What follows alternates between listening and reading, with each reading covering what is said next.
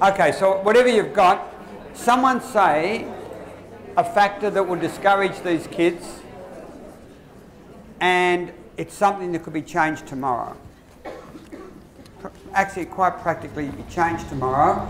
You might get a little resistance from staff, is my guess, but you still think you can do it. Who's got one? Something they think that is going on in school with, yeah.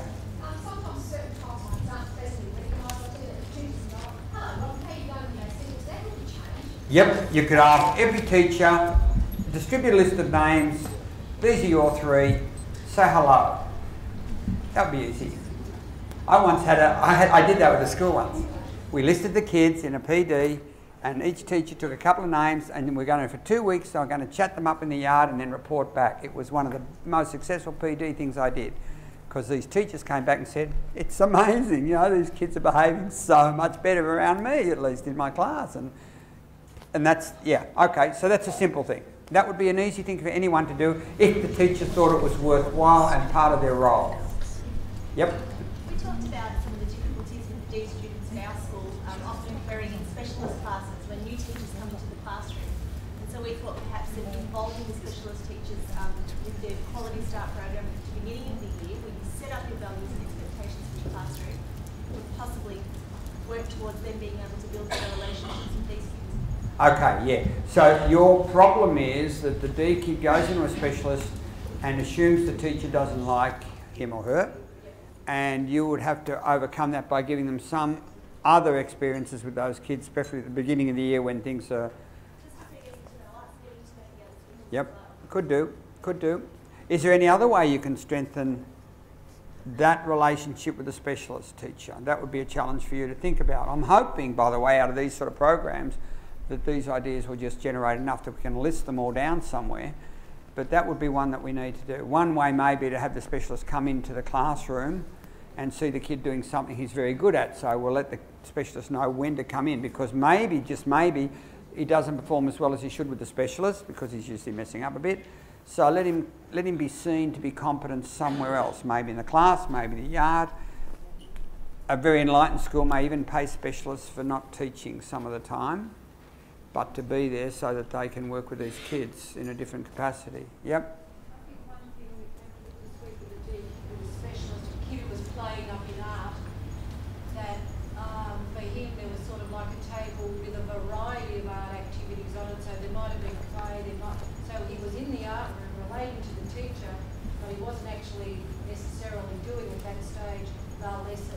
Yeah, and I think in general, negotiating curriculum and curriculum outcomes for these kids is a very wise thing to do. Yeah, and that's a principle.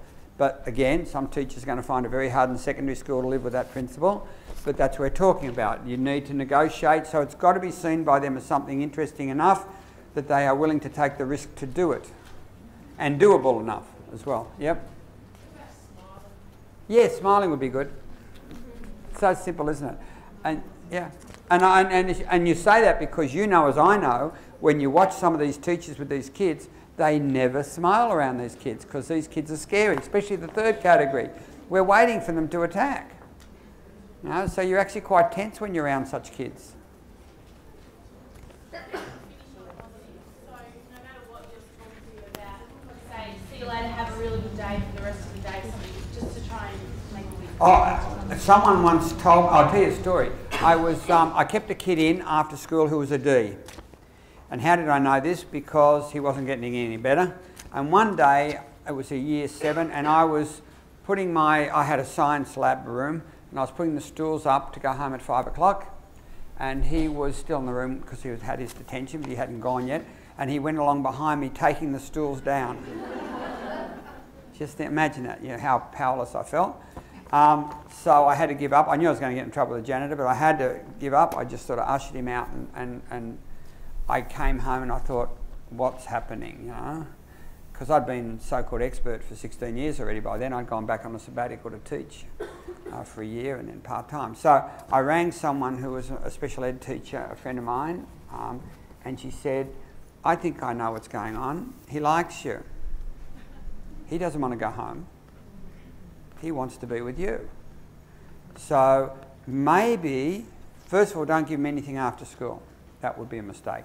Secondly, do what you said and make a connection for him between this separation and the next beginning. It's exactly what it reminded me. Say to him, you know, well, let's hope, well, you know, get on with this tomorrow. I'm looking forward to seeing you again when you're here tomorrow. And so he can go home knowing he's going to come back. And it worked. The amusing thing for me was that he still came to my room after school. So much for the punishment aspect of that. He would just hang around my room till I went, and then he'd walk me to my car, effectively. So it was hardly a punishment. But at the time I thought it was a punishment, because that's what punishments look like, you know, after school detentions. But for Ds it doesn't work, especially these Ds, because they're after being recognised by you. Okay, what's another thing? I get them to sit near me in class in the beginning, you know. Yeah, physical proximity. You mean if you don't like them, you sit them at the back. If you bring them near you, you probably like them. That's their assumption. So yeah, just bringing them near you. And now if you did that in a tough, if you're a nasty person and you did that, then they'd assume they're really unworthy and not trusted at all, and therefore you're keeping them under surveillance. But if they have in the context of your relationship, you're now drawing them closer, of course. Anything that draws them closer is going to have to help. Like when I'm trying to work with a student who is, I think a D student, his school review doesn't come, he doesn't do work, he's work wall of noise when you're in the classroom and the arguments and that sort of thing. So last week I wrote him a note to give to his English teacher, who is Michael and another teacher, and the idea was that he would write this note to full of all these positive comments, and then he'd give it to the English teacher and they would talk about it. And I went into another class to give it to him at class. I knew where he was doing well, and we discussed that. But the other English teacher didn't show him the note and talk to him about it, because I was maybe he wasn't in it long enough. And I don't know if the other English teacher was shown mine, but he didn't hear that note.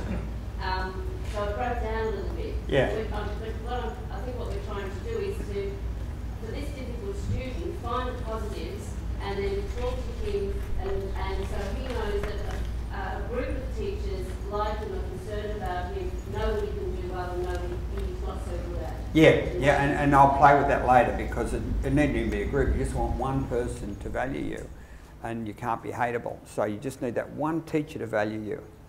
Now, so it's not just like you, but even value you. What happens if the negative behaviour is the only current students got from his peers? It's very hard, because we only look, when we're talking about classroom management, we focus on the behaviour, and here it's a waste of time focusing on the behaviour, because the behaviour is not it's peripheral. It's the motivation that becomes the issue, not the behaviour. So it's a very hard one.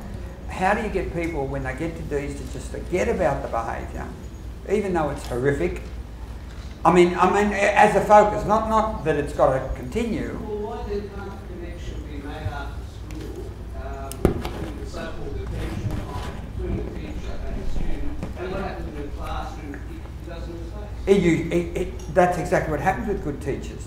They take the kid. I can remember my first year at Kew High, when I first taught, I had a kid who was actually quite a disadvantaged girl from one of the systems where they were in homes. I didn't know, I just knew she was a pain in the neck. So I gave her a detention, and she was doing something with the hole puncher in class. So being new to the game, I said, okay, when you finish punching this page, we'll both leave. Now, I don't know if you ever tried to punch a page with a hole puncher. I should have tested it. It took about an hour and a half. I had no idea it was going to take that long, but during that time, we talked. And she was happy to sit there punching as we talked. I wanted to go home. And from then on, things changed. Because as you said, that became an opportunity for her to think I might like her, instead of just a punishment. Whereas if I'd come in there very negative and critical, or just done my own work even, it wouldn't have happened. So that's that could happen tomorrow. People could be asked to take their own detentions and talk to the kid and find out what they're good at and interested in, because they're the two things you need to know. What are they good at? What do they think they're good at? And what do they think they're interested in? So you can use that to help them. Yeah. Yep.